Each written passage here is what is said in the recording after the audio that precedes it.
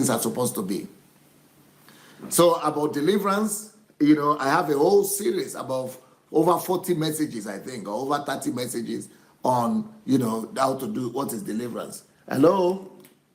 Hello, sir. Yes. Hello, sir. Yes, sir. We are hearing you. Good evening, sir. Good evening, sir. Yes, sir. And thank you so much for the sessions. They've been very powerful. Thank you, sir.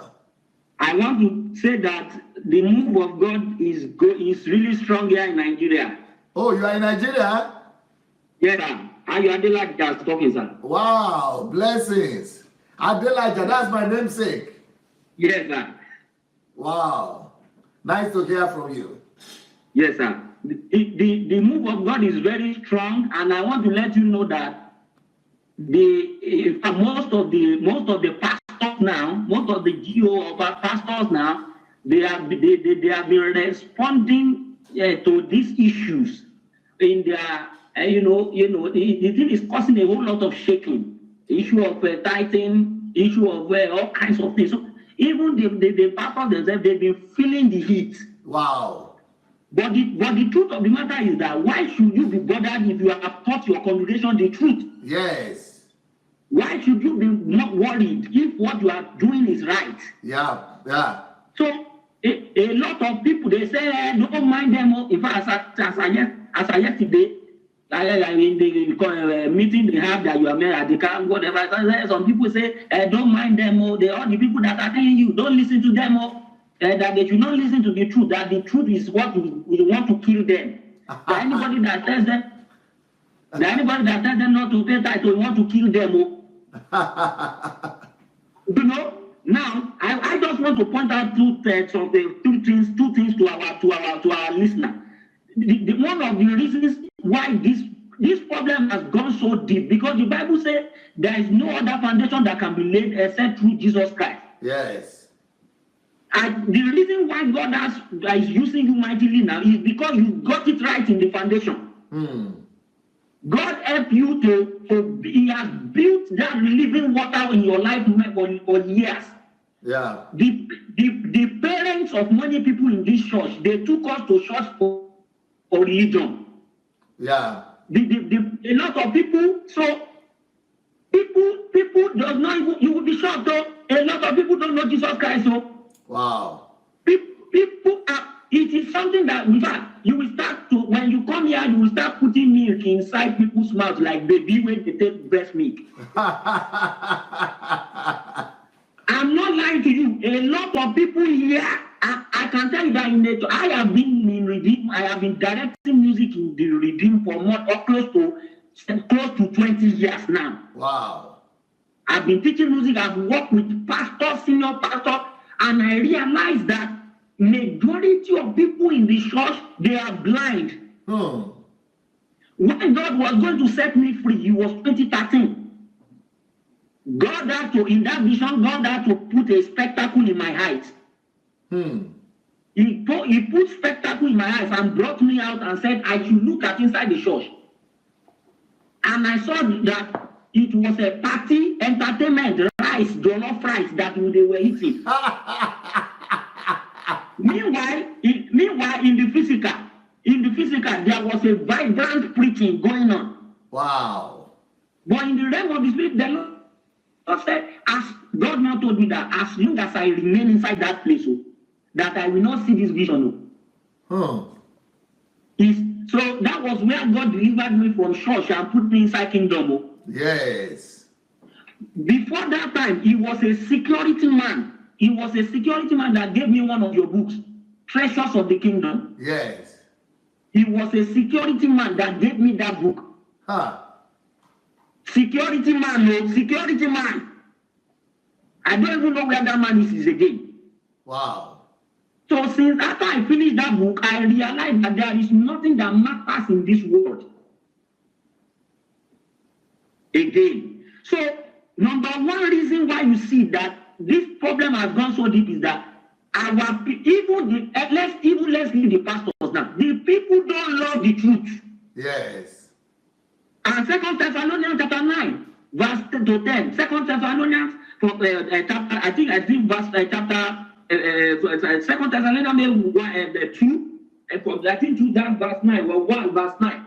He was talking about how people are deceived because they don't love the truth. Yeah. People don't love the truth, sir. Yes. Second Thessalonians chapter 2, verse 9 to 10. Everybody that is listening should listen now. The reason why this problem has gone so is that if you tell an average person the truth, they don't love the truth. Yes. People, even as you have God has been using you to preach this truth, people just want to identify, we are saying a man that is preaching, do they love the truth? Right. If you don't love the truth, you will still be deceived. That's true. You must love the truth. You must love it like a lover. Then anytime, so even when the truth is burning, we must love it. Then we will not be deceived. Yes. People don't love the truth. That's why people are being deceived. Number 2, sir, is that the risk now with what is going on now, a lot of people are hearing, they are getting these messages. But now the fear has scared our people. Fear of getting out. Fear of death. If I yesterday I heard somebody said that if they try not to pay tithe, they will die quickly. That they will die quickly. You can imagine, and a lot of people, I said, where the Bible said that people will die because they don't pay tithe. If this was coming from a man of God, a senior man of God, say, hello? Excuse me, sir. Okay. And yes, sir. He said, a senior man of God, he said, if they don't pay the tithe, they will die quickly. It's manipulation. That they will die quickly. Hello, sir. It's a manipulation now. Yes, now that they will die quickly. So what is happening now is that people are subjected to fear of death. Fear. If I live back, if I get out of this bondage, if I get out of this, they will kill me. The majority is not in the kingdom. It's minority. Yeah. So the majority now is that if I leave these people, if I practice this truth, people are going to this church, they will do me bad. So we need to pray, sir. We need to begin to pray that God will set our people free from fear. Yeah. That's one prayer we need to pray so that people can implement these truths that they are hearing. Yeah.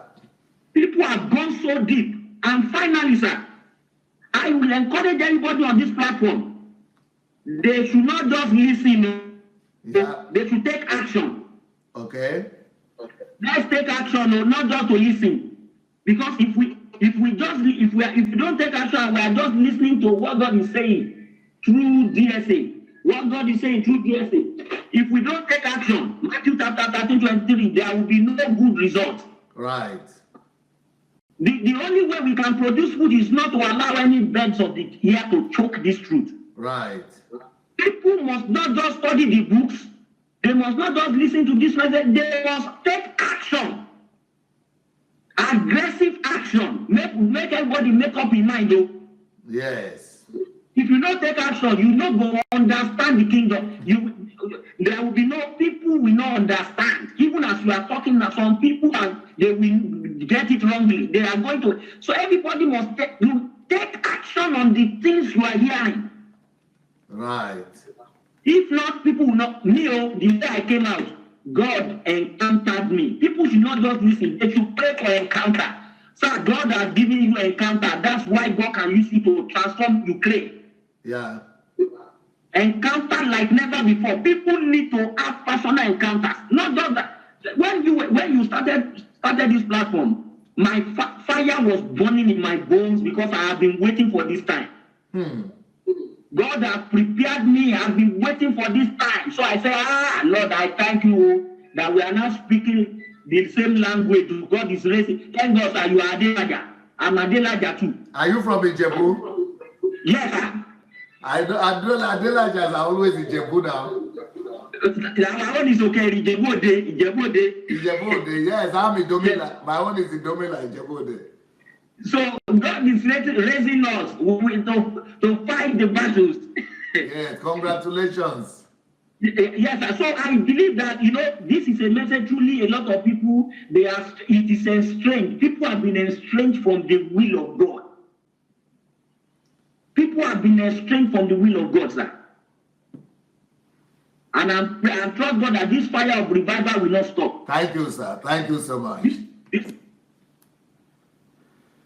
Yeah. So you see all kind of manipulators. They call them pastors. And look at these people. I think these are Benin boys, or you know, I think they are Benin boys or Delta boys. You know, they are the ones that where there is Benin, those states where these things are spreading now. They just manipulate people, take their money, take advantage of them, brainwash them, tell them some kind of stories and lies, and it's just a pity. This is an assault on human being. That guy is not a pastor; he's a 419 guy. He's a juju guy in the pulpit. He needs to be jailed. He needs to be in prison. All these people need to be run out of town. They are just criminals, taking advantage of people and using them, you know, to exploit them for their own sake. Hello? Hello, sir. Good day, sir. Good day. Who is calling, please? From where? This is Jeff from Manchester. Oh, how are you, Jeff?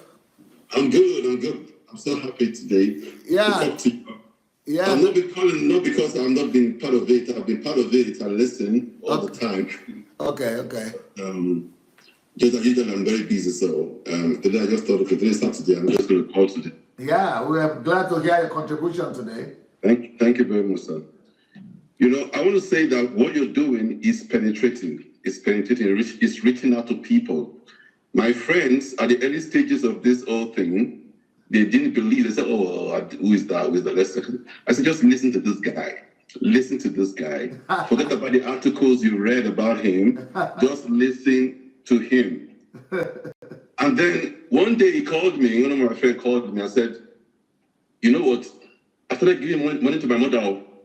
I started doing good things. So because Adelaja just changed me." I said, "You see." Now that the ones promoting everything and promoting this whole thing. Wow. You know, one thing I want to talk about is, you know, the video you showed about Christ Embassy, that Christ Embassy video where Pastor Chris was telling people was making the shadow fall people. You understand? Yes. That video, if you watch that video from the beginning, I think that the one you have is the short part. From the beginning of the video, if you see, I don't know if you could find it. There's a part when he was talking about the shadow of Jesus Christ falling the sick, healing the sick. Okay. And while he was walking, if you watch that video correctly, while he was walking, he was saying that, and he looked at his shadow.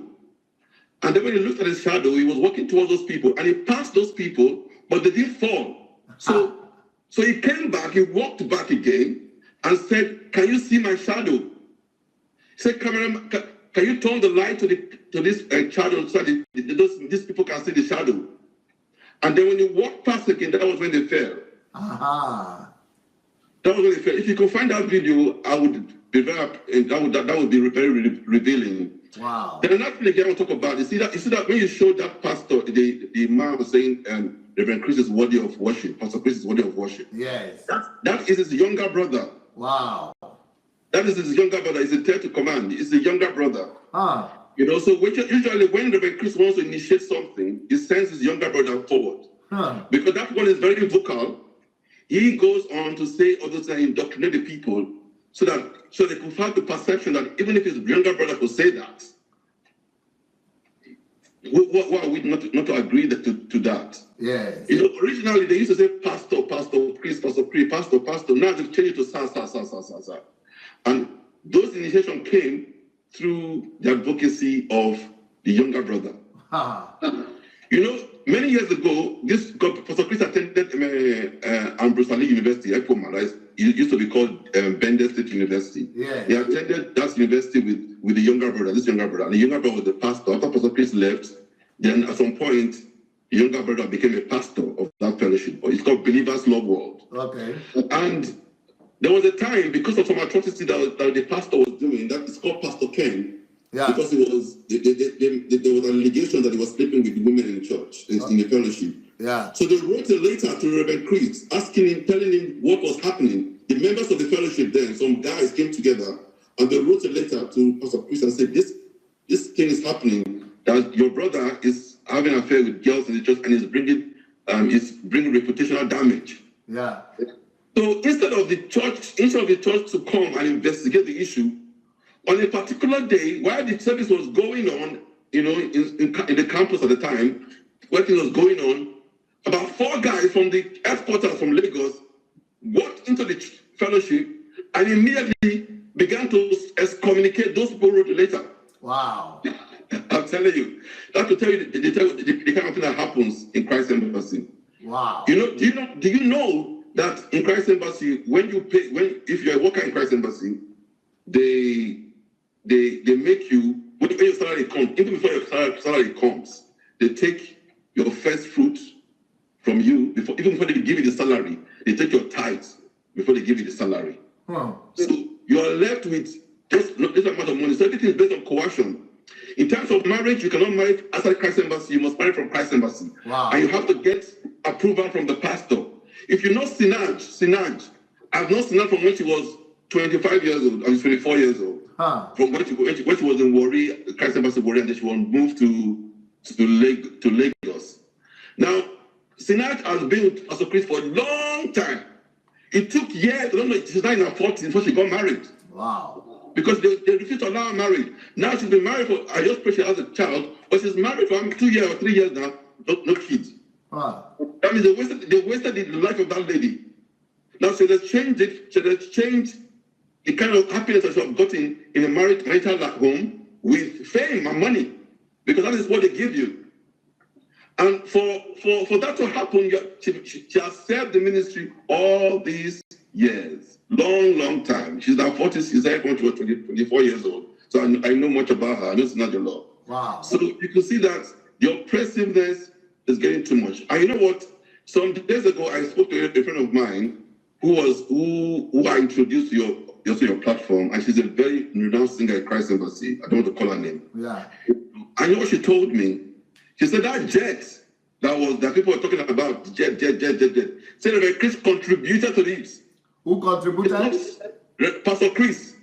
Contributed to the jet. It's not the music. This guy is a music minister in Christ Embassy, so she knows.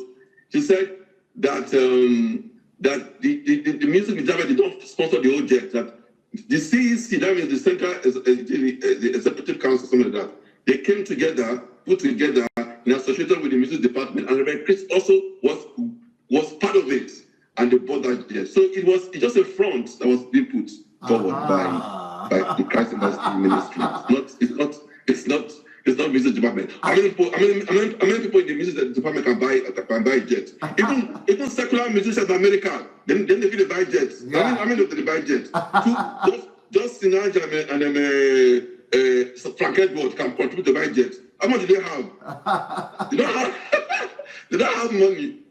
They don't have money. So I'm so pleased because, for years now, I've been saying this, even on Facebook and everything. People condemned me. I felt I was saying rubbish. But thank God that a man of God of the same pedestal, a man of God of the same pedigree, has come out now to speak and shine the light on the abnormality of the improprieties happening within the church. And I'm so happy that you're doing a good work. I am going to be fully in support of what you're doing. Come rain, come sunshine. I'm telling you the truth. I'm loyal, sir. Thank you, sir. We have to set free the captives. Thank you. Thank you, sir. Thank you so much.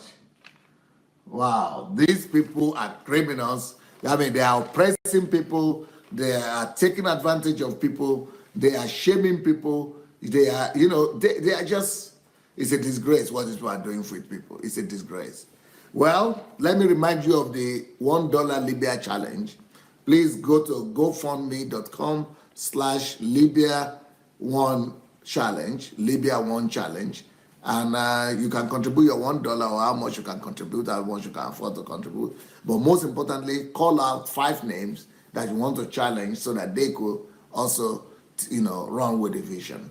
Thank you so very much, everybody. I think you have seen enough today. I'm sure you have seen enough today. You see how people are just humiliating other people. How you see what they are doing to people. They are just humiliating people. This is called affront. This is affront on identity, on people's identity, on people's personality. See what they are doing.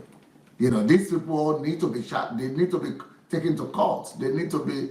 These people are criminals. All these people are criminals. They are criminals. All these people are criminals of the highest order. They are criminals. They need to be prosecuted. They need to be prosecuted. They shouldn't be doing this to anybody's daughter or anybody's wife. What they are doing is evil. This is evil, what these people are doing. This is evil. This is evil. There is no way these things could be right. And these things are happening all over Africa right now, all over Nigeria. These people must be prosecuted. These people must be prosecuted. It is horrible what they are doing with these people. And if you are light in complexion and you are beautiful, you are in trouble. They will say you have mommy water spirit or you have this and that. It's a problem for them. You know, it's a problem what these pastors are doing to people. They are just humiliating, dehumanizing people in the name of miracle. No, these things must stop. Somebody must raise an alarm. We all must raise an alarm. We need to raise an alarm. We need to raise an alarm. These people are turning God's children to slaves. These people are turning the church into a house of slaves. They are turning the church into a house of slavery. I mean, they are just abusing people, turning people. Look what they are doing to people. Look what they are doing to people. These people are mad. These people are crazy. These people are just a disgrace. They all need to be prosecuted. They and their assistants. It is too bad. It is too bad. The government needs to do something. All these so-called churches, you know, people are saying, what should we do about churches? I believe that it is time now for everybody to begin to have churches in small groups, like in the Bible. In the Bible, churches were in small groups, in families, in homes, home churches. It's time to go back to home churches and leave all these, you know, all these slave centers, all these slave trade centers, and go and just look for God on your own. You know, chase all these fraudsters out of town. They need to be chased out of town. And people need to begin to have personal relationship with God in small groups on their own. This is too bad.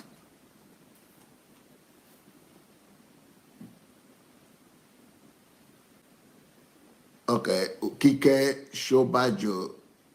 If you, okay, face-to-face encounter, I don't know what that means, but you can write me. I gave my email already. My email is pastor@godembassy. pastor@godembassy. That's one word. God Embassy, one together, one word, .org. So if you need my personal attention, you can write to pastor@godembassy.org. Well, I think we have enough today. Tomorrow I will continue. Tomorrow we'll continue the message. Thank you so very much, and God bless. Have a wonderful day. Bye.